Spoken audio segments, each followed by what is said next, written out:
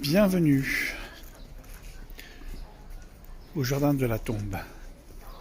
Voilà, je vais vous emmener faire une petite balade au jardin de la tombe.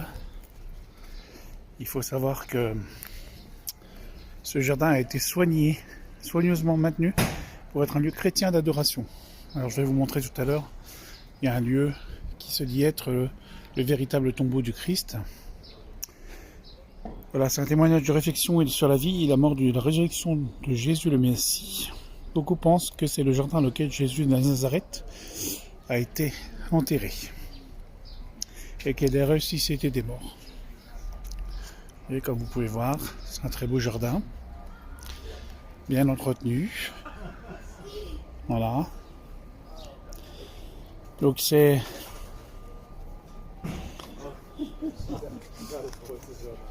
un caveau qui a été offert par donc une personne. On en entend parler. Hein. Je suis en train de rechercher le mot, juste le nom d'ailleurs. Voilà. Et puis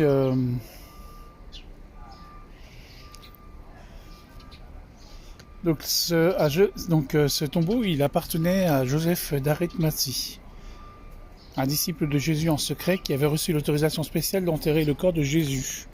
Donc, je vais vous le montrer tout à l'heure. Vous voyez comme quoi la nature est magnifique dans ce jardin. Donc c'est ouvert au public.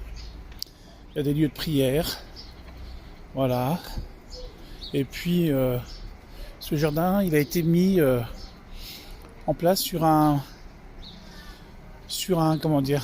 une montagne, et il y a une tête de crâne. Voilà, tout simplement. Donc là, vous avez des beaux petits jardins avec des pensées. Voilà. Et puis je vais vous montrer un petit peu des photos après. Et puis tout simplement, c'est un très beau lieu. Voilà, on arrive sur le crâne. Voilà. Ça se dit être le crâne, tout simplement. Bon, vous avez la gare routière qui est là, avec le minaret forcément. Voilà. Donc c'est un petit jardin, une petite énergie, tout simplement. On s'y sent bien dans ce parc.